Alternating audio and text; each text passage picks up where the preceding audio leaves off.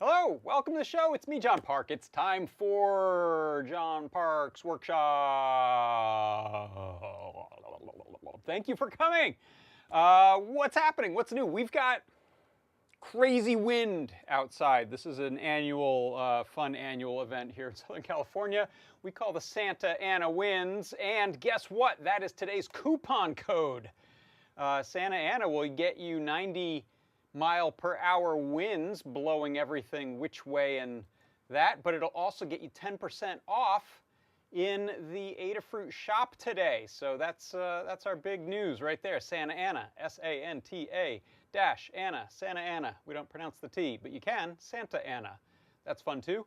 I never knew why they were called that, so I looked it up, and it was in the 1800s that I think it became a popular name for it somewhere in Orange County because the winds seem to be coming from the Santa Ana Valley. So there you go. That's why we call them that. I don't think they actually come from the Santa Ana Valley, but we call them the Santa Ana winds. They are hot winds often.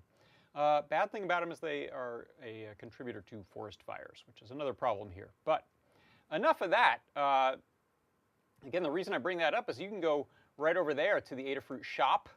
And look, happy Pi Day. We're celebrating Pi Day with this fantastic tinsely, glittery, confetti, sparkly, party-favory Pi banner there because today is Pi Day. And if you want to buy a Raspberry Pi, do it. And you'll get yourself 10% off by using that coupon code right there, that Santa Ana coupon code.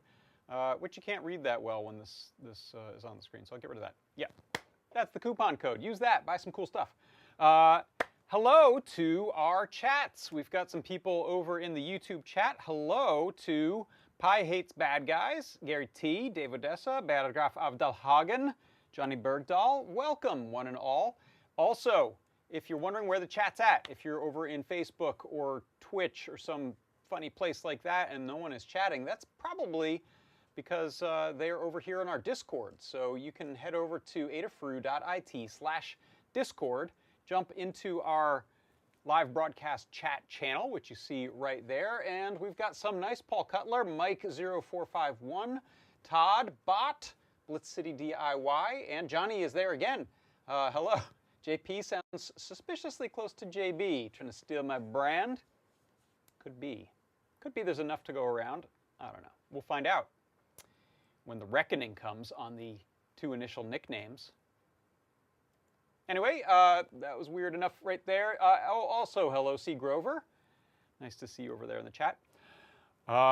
So what's up? I was away last week, finishing up some filming, and also headed out of town for a little bit, but I'm back. There was no product pick of the week earlier this week, but there will be one on Tuesday.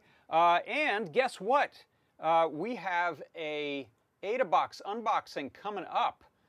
So if you head over to adabox.com, that link right there is actually, I think it's not live for me right now, but I think if you click that or hit get started, you'll see another link. I'm not going to click through. There will be a link to the unboxing. We already have the event sort of scheduled, so you can sit there. You can wait. It's going to be about 6 days, but on next Wednesday at 8 p.m.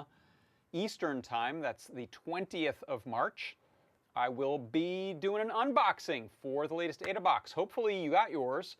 We have shipped them all out. Most of them have probably arrived. Some of them are winding their way through the various mail systems. And you can go ahead and open it and jump right in and have fun, or wait for the unboxing. We'll do it together. That's a possibility. If you want to sign up, go over to that site. That is live now. If you click on Getting Started and click through, you can subscribe, and that's not going to get you this one. That won't get you the AdaBox 21, but it will get you in line for AdaBox 22, which we should be coming out with this summer. We are already working on that. Lady Ada and others are already wrapping up the AdaBox 21 and moving into AdaBox 22 mode, but not me, I'm still gearing up for that unboxing, so I'm excited about that, so please come on by for that. I mentioned my product pick show. I think I had one last week and didn't do the workshop show, so I never showed this recap, but if you're not familiar with it, the product pick of the week show is on Tuesdays at this very time, 1 o'clock Pacific, 4 o'clock Eastern, and I will offer you a huge, deep discount. We at Adafruit will offer you a huge, deep discount. This week it was 50% off on the product pick, and go over some features of it, do some demos, and here is a little 1-minute recap of the one from last Tuesday. It is the 3.5-inch TFT capacitive touch feather wing. You can plug nearly any feather into. There it is, just running really quickly through some images there. I am reading one finger, X and Y. Here's 2, 3, 4, 5 fingers. It's really happy to report all that data. We're lucky enough to have a guest on the show, and that is Liz Clark. RP2040 plugged into the back. And what you see on the front here are 4 buttons. There is a touch button library that works with Display I/O, so you can add these buttons to the screen. And when I press the buttons, you'll see that they register touch. But because this is multi-touch, I can press all 4 buttons at once, and it sees that they've been touched. And this has been my product pick this week. It is the 3.5-inch TFT Featherwing with capacitive touch.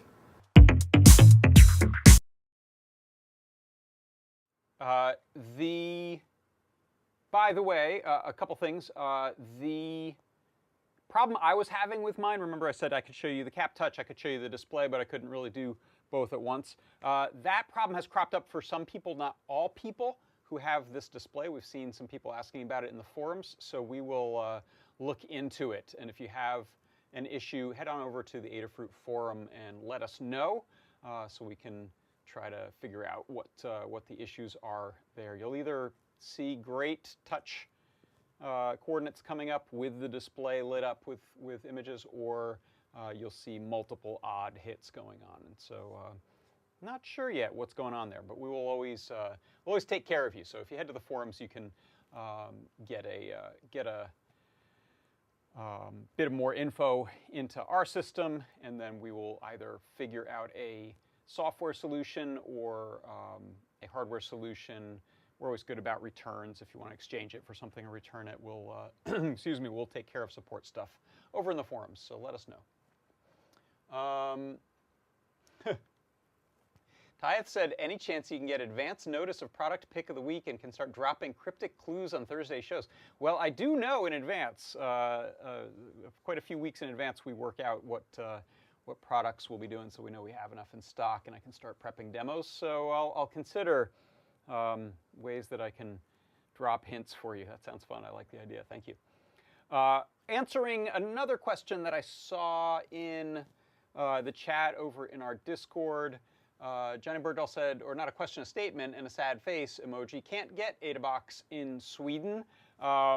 Sorry about that. I do know that the AdaBox that we have that's out right now, there will be a product in the store that is roughly, not all the same stuff, but roughly the same stuff.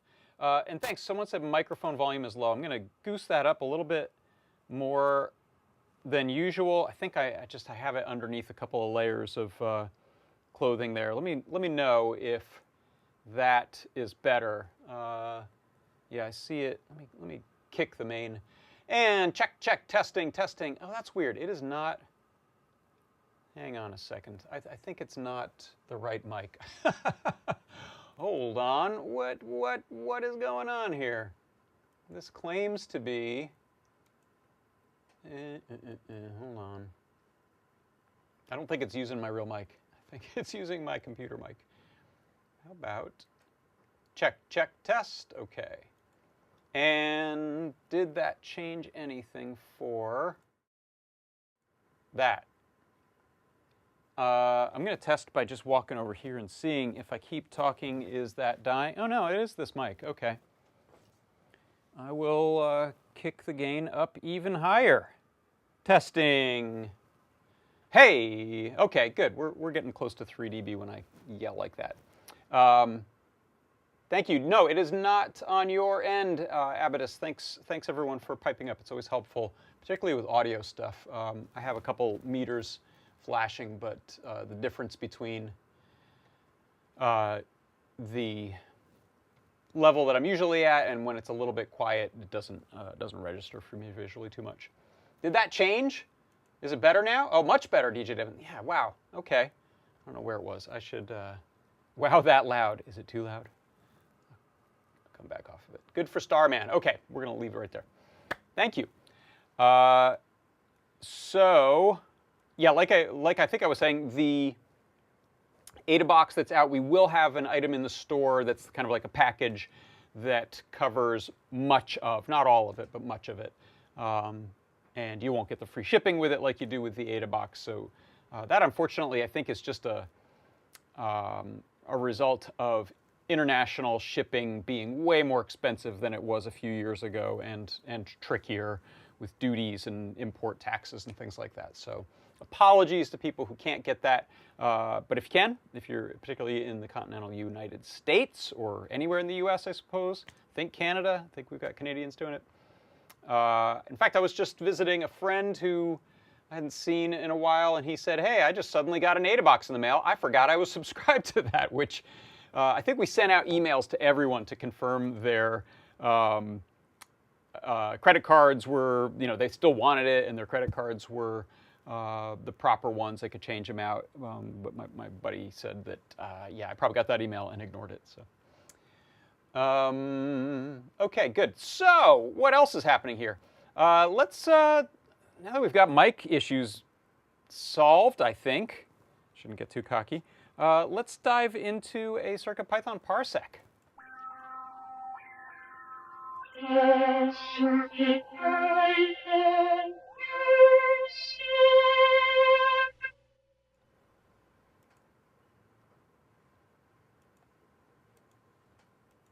Okay, for the CircuitPython Parsec today, I wanted to show you how you can decode JPEG images using JPEG.io. So this is a specific library that's used to take on-disk JPEGs, which can be compressed and nice and small, one of the benefits of JPEGs, and you may have other reasons for connected devices for downloading JPEGs from the web and then wanting to display them on your display in CircuitPython. So the way this works, you can see here I have a nice little slideshow. It's just running through some JPEG images that are sitting on the CircuitPython drive. I have import JPEG.io listed up here. I've given it a set of JPEG image names that are sitting on the CircuitPython drive, doing some of the usual display setup for this SPI display here. I am setting up some a sort of placeholder blank bitmap that we will then cast our pixels into.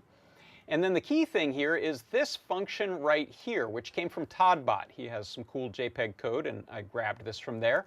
So what this does, it sets up a decoder object with JPEG.io.jpg decoder. So that instantiates the JPEG decoder. Then we grab the width and height values when we are opening the JPEG. So decoder.open and then the name of the file for whichever one we're looking at from that list. Then we create an object called bitmap, which is the same size as that JPEG, and we're telling it the color, the bit depth that we're going to use for color. And then we use decoder.decode bitmap. This takes that JPEG and it basically decodes the compression, turns it into a bitmap file that can be more easily displayed on the screen.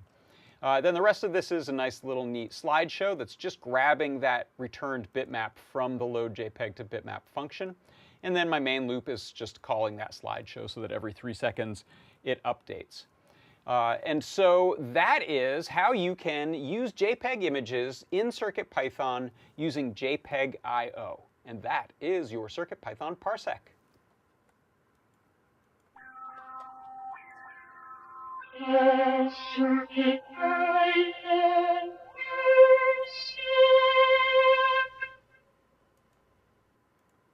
And Todd just said over in our Discord chat, I think I stole the JPEG loading code from the PyCamera library. Yeah, that's the first place I think I've seen it. I think Jeff Epler created the library, did a lot of the work there at least to be able to do some JPEG image reading for displaying slideshows on the PyCamera. After you've taken pictures, you can look at images using that.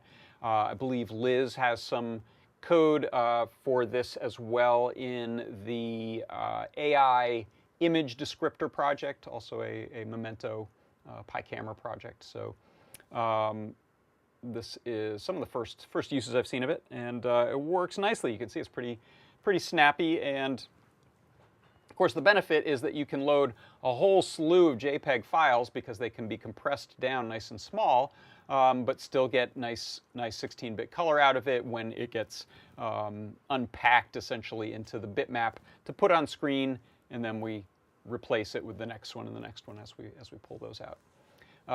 Some nice says, I have to check out JPEG.io. I'm still using old BMPs like a filthy animal. I like BMPs too, they're fine. But it's really nice to have options there. Just like, you know, we've got support for WAV files and MPEGs. It's nice to, or MP3s, it's nice to be able to do both uncompressed and compressed image files, I think. All right. So let's get on to the next stuff. So put this away right here. Oh, you're very welcome, Dragonfly over in YouTube. So thanks for the workshops and all you do for the community. Very happy to, and I appreciate you guys coming by so that I can show you this stuff that I'm interested in. Speaking of stuff I'm interested in, today is Pi Day. It's 3/14, March 14th. And to celebrate that a little bit, I decided to do a, more than a project, really just a kind of a tip, a general tip for Raspberry Pi single board computers. I thought about, should I do something with a Pi Pico or a Pi Zero, but I figured go back old school to a traditional Pi. So let me grab one right here. So I can point out a couple things on it. This one's connected to a bunch of stuff, so I'm gonna, let's see, can I pull this one apart easily? Ish? No, I have it all bolted together, that's okay. Raspberry Pi here, I think this one's a Pi 4. And you'll see we got a bunch of ports on here, right? We're used to all the USB back here. We've got power over USB-C here. We've got a couple of little miniature HDMI outputs there. And then there's this guy, this little 3.5 millimeter headphone jack.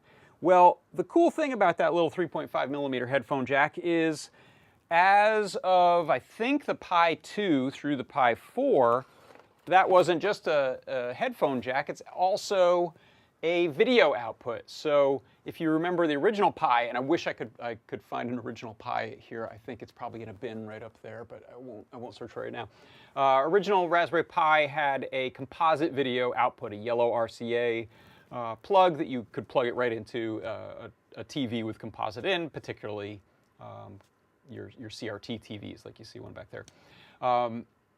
They always had HDMI, but then with the revision going into the 2 and the 3 and the 4, the HDMI really was the prominent one. It was less common for people to need the composite out, but they kind of hid it away there in the 3.5 millimeter TRRS jack. So that's a tip ring sleeve. It looks like a sort of normal stereo headphone thing, but it has that fourth output, more like a earbuds with wired with a little microphone, a little clicker thing.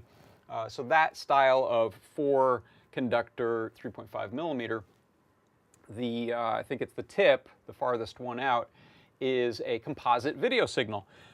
So I decided to look into this. I don't think I've ever done this other than on the original Pi. Is what does it take to send out a composite video signal from the Pi for either the reasons of you like the aesthetics of a CRT, you are playing retro games and you don't want to see HDMI or HDMI converted with a little box to composite, which usually looks less than great, but you want to get sort of a real composite video out so that you can play your games, or you're doing video art, video synthesizers, those sorts of things. They look really good on a composite CRT. So, excuse me. What I thought I'd do is first show you an example of this little Picade here, excuse me, and I will, yeah, let me jump over there. I don't think I need a down shooter right now for that either. So I'll show you what I've got. So this is a little Picade that traditionally, the way it's set up at least, you'd be running to this little, in this case, 8-inch TFT display, which has an HDMI input to it. It is, however, just, whoop, what am I knocking over? I knocked a whole Raspberry Pi over. It is, however, just a little Raspberry Pi right there. So that's what's running the display. There's a input for any HDMI, or rather any USB peripherals like game controllers or keyboards, which are helpful during setup, a mouse. And there is an HDMI out on here that is running to the little HDMI decoder for the screen there. And this has the input coming into it from all of these controls up front, which is using a little Pimeroni board that takes a bunch of GPIO pins and gives you a USB out.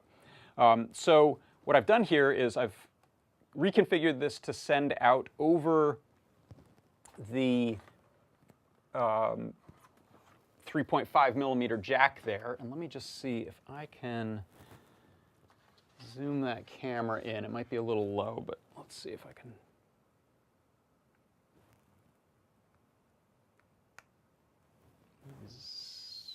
Yeah, you know what? I'll do the overhead and I'll just tip that a bit. How about? So let me see. All right. Add a light to the scene too. That'll help.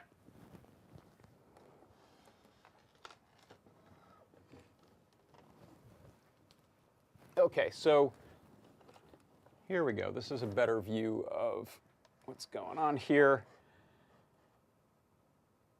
So here's our Raspberry Pi. This is a Pi 3B2, I think. And right there is that little 3.5 millimeter jack. I have a cable here that is, you can see, tip ring sleeve, 4 conductors, and that cable, it's an Adafruit cable actually, is a nice RCA cable that goes out to this right here, which is RCA video and audio. Now this isn't going to do audio right now just because the configuration is using an external codec and I don't have another cable readily available right now to get stereo sound into here. So you won't hear any sound at all now, but that's okay because the video is really what we care about. So I'm going to go ahead and just turn on the TV. Let's see if this is still operating. And I'm going to... Hey, there we go. Okay, so this is running Emulation Station RetroArch RetroPie sort of combination.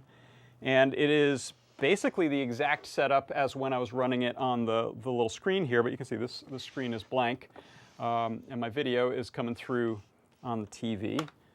So I can try to play it backwards in a monitor. Oh, get blown up.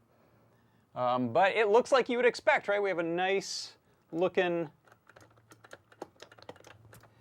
go get captured, sure. Nice looking CRT at, I think this is doing 720 480 or something like that. There are further measures you can go to. I'm just letting it do the pick best resolution for the monitor. This is what it decides to feed out to composite. There are ways, I think, especially on the Pi 4, using some GL drivers to get closer to a 480p or 280 interlaced, 240 interlaced or 480p image, which will look even more sort of proper on this kind of display, or maybe 640, 480 at 60 hertz. There are some options there, but this is the default, and it looks pretty good. If you take a look, let me see if I can get this out of here. Okay, so if you can, that's a decent enough view, I think, of that. If you take a look, I've basically got the whole, I'm going to quit the whole Raspberry Pi, quit Emulation Station, yes. So here I am out to just the command line. So you can go in here and do all of your usual adjusting of values. Here's sudo raspi config. Go in here. So you can see I'm just running straight up. This is the Raspberry Pi. It's nothing special to the fact that the emulation station is running on there. But what I wanted to do is take you through the process on another Pi. So this one's already set up, and it'll be a little easier to show it on a different one. So I'm going to unplug that. I'm going to unplug a bunch of things. So let me shut this machine down first of all. I'll escape out of here. Oh, now what have I done? Did I unplug something? What is it doing? Well, I've ruined something. Okay, I'm just going to live. Oh, I don't know what that was. I'm going to live dangerously and simply unplug some things. The monitor, and I'll go ahead and power down this little cabinet and get it out of the way.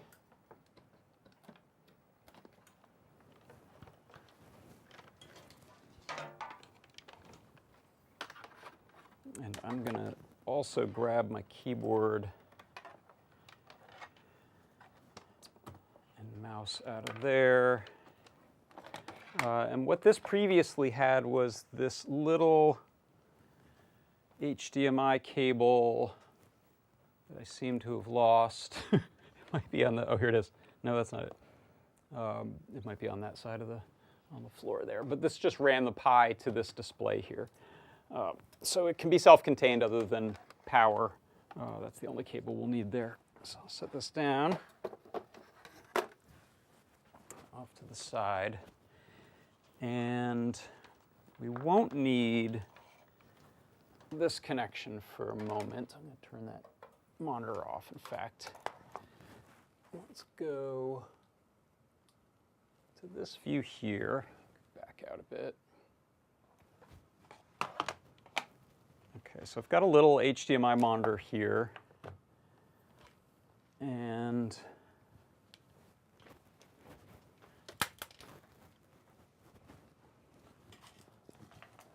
looks like that is powered.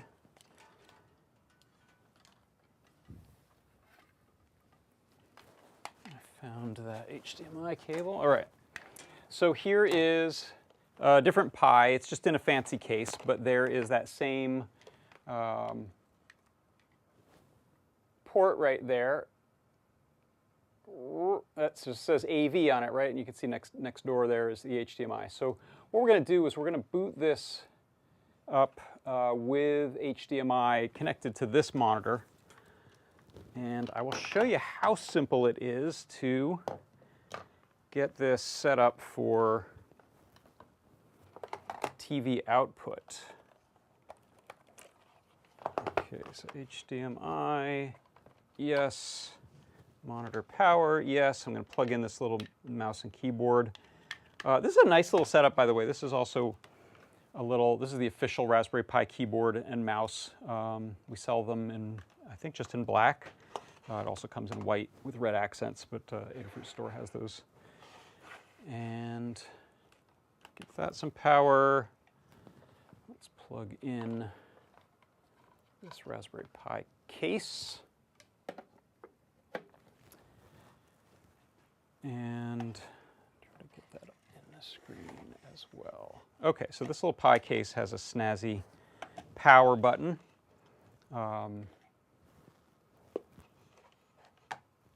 And we can see this is booting up. I think it's booting up in a sort of native HDMI resolution for the monitor, which is nice.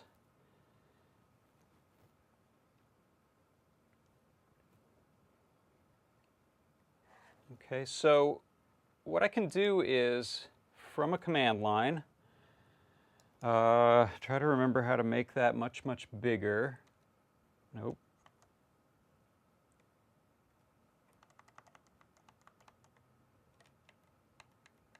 There we go. And I'll zoom in on that too.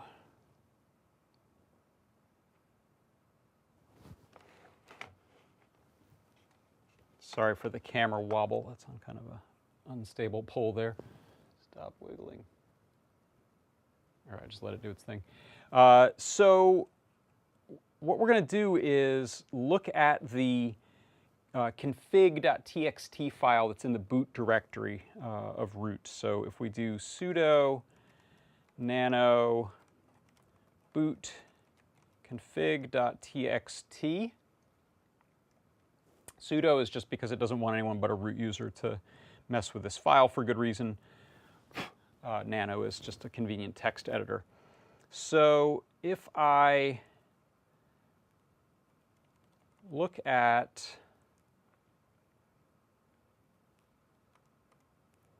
this file, you can see there's a bunch of things commented out. Typically, if you're having issues with HDMI, like you have a display that isn't loving the defaults, if you have needs for certain overscan size, or you don't want overscan, this is where you go. And so typically this HDMI mode can be used to force a particular resolution. Some monitors won't negotiate with the default output very nicely. So that's typically, you will very typically find yourself in this file doing HDMI noodling already. But you can see here I have also added, this is not normally in this file, but I've added this line right here. This is actually all we need. Enable TV out equals 1. So enable underscore TV out equals 1. And what that'll do is it will enable the composite video output over that plug to be an option during startup. So we can go ahead and save this file. I'll hit Control X, and I'll say yes, we'll save it, and I'll say we'll save it with its default name. And then we need to restart. However, if we turn this on and we do a reboot, sudo reboot, what you'll see is it just ignores the TV. What the heck's going on here? And this is one of the reasons I wanted to show this as a little thing on Pi Day, is that the the problem here is, and there may be ways to adjust this in Raspberry config or the boot.config.txt. The issue here is that as long as this HDMI cable is plugged in to a monitor during startup, and I don't think it's the case if this is plugged in. I think it has to be plugged into a monitor. Very quickly after the reboot, just moments after, it starts checking to see where its best option is for a display, and it picks the HDMI output.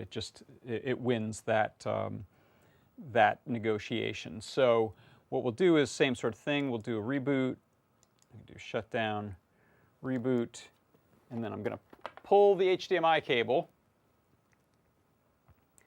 and you'll see my monitor has now taken over, and in fact at this point, if I plug in HDMI, I don't think it steals it. I think that the negotiations are over.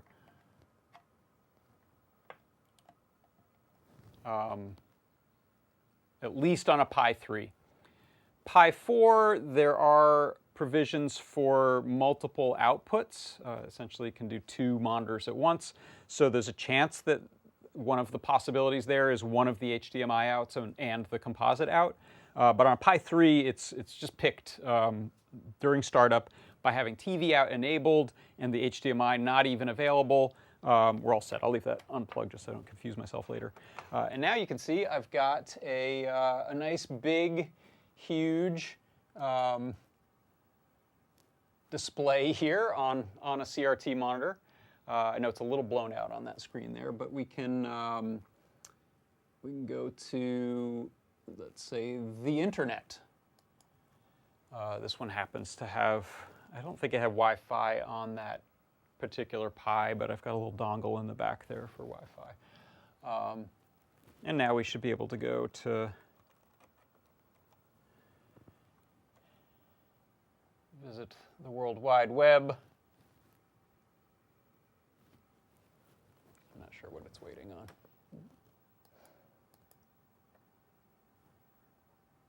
You gonna go there? There it is. Interface, you can see we got a whole ton of stuff here we'd probably want to get rid of if we were using a monitor at this resolution. But I believe this is like 720/46 or some resolution like that. You can try to either add other additional, you might have seen in my config text there, there were some other things to say what the frame buffer width and the frame buffer height should be. I didn't get that working in this case, but I think I'll try it with a Pi 4 because I think that most of the gaming uses with RetroPie and the different examples out there and tutorials out there are for people who are using a Pi 4. Pi 5 moved the output for composite video to a jumper pad on the board. So there's no longer a thing you can just plug in, which is a little sad. You do have to solder on a connector if you want to be able to get that to output composite. I haven't tried it. I don't know what the settings, if those differ from the usual settings are. So, but there we are. This is our Pi Day CRT. You can, of course, with a composite video output, do a whole lot of interesting things with splitting the signal out to multiple monitors if you want to just have mirror copies all over the place, or use distributors and more sophisticated setups to do video walls, that sort of thing. But good old composite, it's nice to have. HDMI isn't always the right thing, or a display like this may be what you're looking for. So that's the tip I wanted to share on how you get that to output. If you, let me see, let's go back to, I'm going to go back to the overhead and plug in HDMI and restart again just to get it back onto this monitor, because I think you'll see this a little better. So let's go up here. Oh, where are you? Shut down, reboot. So now you can see I've plugged in HDMI, even though composite is still plugged in there. It's going to favor this monitor right here. And since the Raspberry Pi config display output is in just pick the best resolution for the monitor, you can see it automatically now goes to a widescreen, whereas there it was in a 4:3. It's a much higher resolution. And I can show you from here some of the options you get in Raspberry config that are where you should be able to adjust resolution, but on this one I didn't get it working, but I didn't have a ton of chance to experiment with that, unfortunately. So let's see, what did we find out? Control Shift Plus, make that nice and big. And so again, sudo, and now Raspberry config. And in here, you'll look for advanced options. This is where you configure a whole bunch of the sort of fundamental settings of your Raspberry Pi. Localization, what time zone, keyboard setup, things like that, overclocking it, network options, boot options if you want to go to a command line right away on boot, etc. And then if we go to the advanced options, we can go down here to resolution. And this is where it says, okay, monitor preferred resolution, and it's trying to just negotiate the best possible. If I do, let's see, let's try, I actually don't know why CEA mode and DMT mode are the same here. Let's try them both. These are both 640, 480. And we can hit finish, reboot. I'll leave it on here. So this, you'll see now, we'll put a huge stretched 640, 480 image onto this screen. You can see our raspberries have gotten rather wide.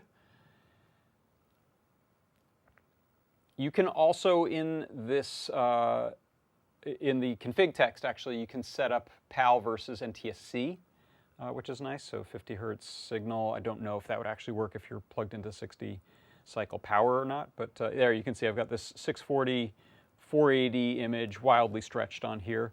I'll try, this was not working for me before, I'll try restarting that with HDMI unplugged to see if it'll send a 640, 480 to this monitor. I for some reason, didn't get that to work, sadly. That's going to require more tinkering.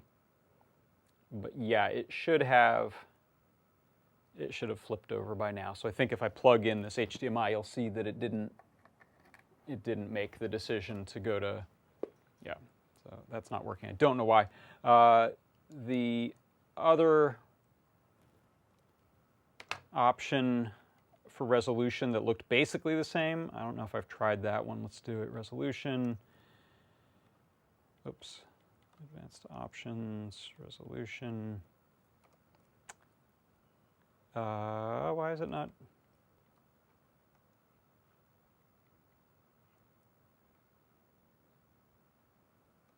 Hey, weird. It won't let me. Let's restart with the HDMI plugged in from the beginning. Don't know what that was about. Some of those, or all of those things you can pick in Raspberry config, you usually can then go find a text file to edit that'll give you the same result if the interface is doing something silly like that. Luckily, this one's not trying to do a heck of a lot, so it boots pretty quick. There aren't a lot of boot up scripts or things like that on this one. Okay, what's up, Raspberry config? Let's see. Advanced options. Resolution, now it allows me. Okay, so that was the CEA mode one. We'll try this DMT mode one. It looks the same, or rather mode 4, DMT mode 4. By the way, if anyone has expertise in this, I'll check the chat in a second just to see if anyone has ideas on getting that to accept the 640, 480 over here. In fact, let me check the chat from here. Boop, boop. And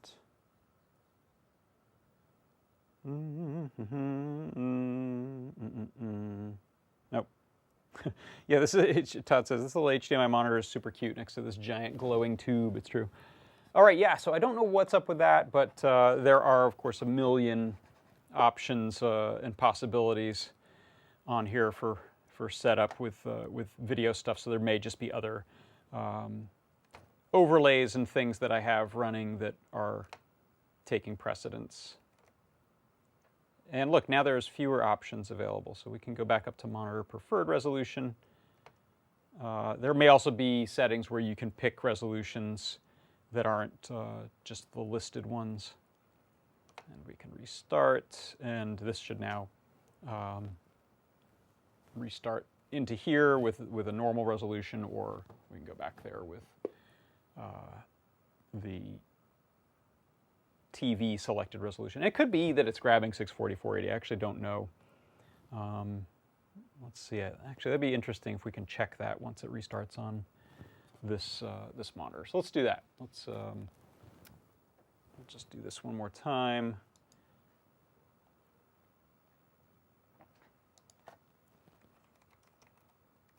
I'm just rebooting. Pull the HDMI. There we go.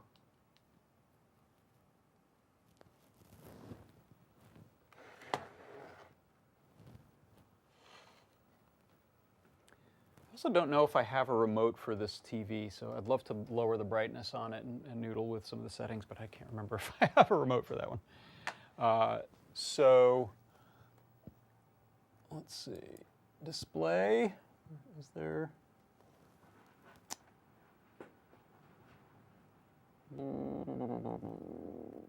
Where is display stuff? Is there display stuff? I thought there was. Preferences, appearance settings, system. No, these are all just fonts and colors and things, right? Yeah. Nothing there.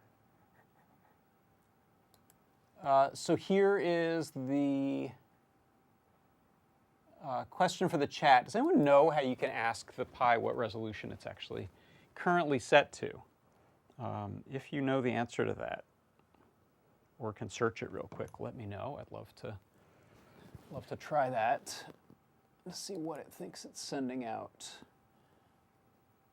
I thought there was some. Oh, is it a right click? Just desktop preferences, or is that the same as what I just had? Yeah. None of that. None of that. None of that. For large screens, for small screens, let's set those defaults. Nope, that smalled the graphics a little bit. Load up Boeing, which does not want to be at this resolution, whatever this resolution is.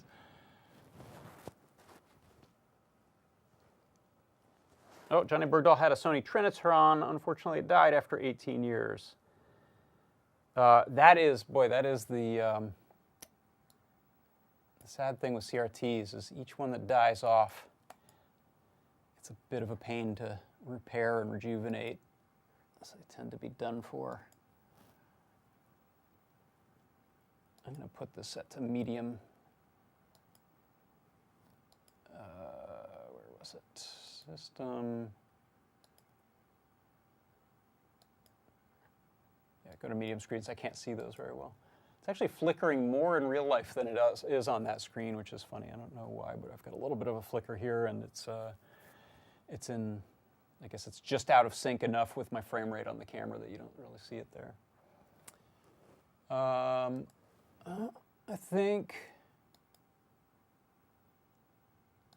that'll do it. Yeah, I don't know my way around anymore. I haven't been in Raspberry Pi land in a long time. But there we are. We have it on a big, huge CRT, and that's just fun on its own. Oh, let's see. DJ Devon 3 says, if you're using the Raspberry Pi desktop, resolution or rotation is most easily changed by selecting the screen configuration utility from the preferences menu. Screen configuration utility from the preferences menu. Preferences. Maybe it's this configuration? Yeah, okay. There we go. Okay, resolution. Let's see, is it saying anything? I'm just going to tilt this a little so I don't keep breaking my neck trying to see it. That's a little better. Okay, so display.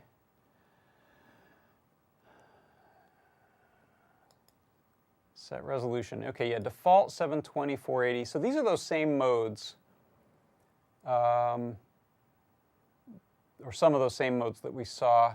Yeah, be curious. If I set this 640, 480, it's probably going to ask for a restart.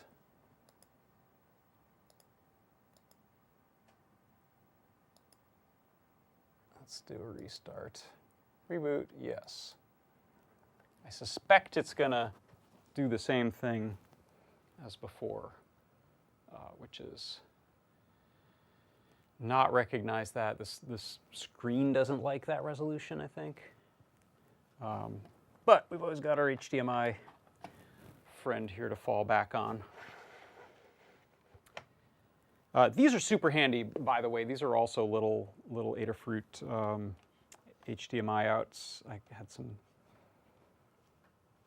DIY mounting situation back there, so it's a little glopped up. But these are super useful for just plugging into a Pi to service it or figure out what's wrong with your other outputs. So let's reset this resolution to default. Okay, okay. Reboot, yes. Unplug HDMI. Tyeth says there's some mention of turning off HDMI and setting S-video mode. Oh, that's interesting. Okay, yeah, I'll look into that in my own time. That would be interesting to see. Can it send out an actual S-video? Or is that standard video? I don't know if it can do S-video with like a separate luminance channel. Be neat if it could. All right, so that's that. That is my Happy Pi Day shenanigans there. Hope you enjoyed that. And let's see, I think that's going to do it for us for today. So thanks everyone for coming to hang out. Beata Graf of Dalhagen says they still have some Raspberry Pi 1s in the box. Excellent. You can fish those out. You can do some CRT stuff with them. Right there's a big yellow plug on it. Your good friend, the composite video plug. Quick reminder, if you want to go buy some stuff in the shop today and get a discount and honor the winds that are blowing through Southern California, then that's your coupon code, Santa Ana, SANTA-ANA, will get you 10% off in the Adafruit store.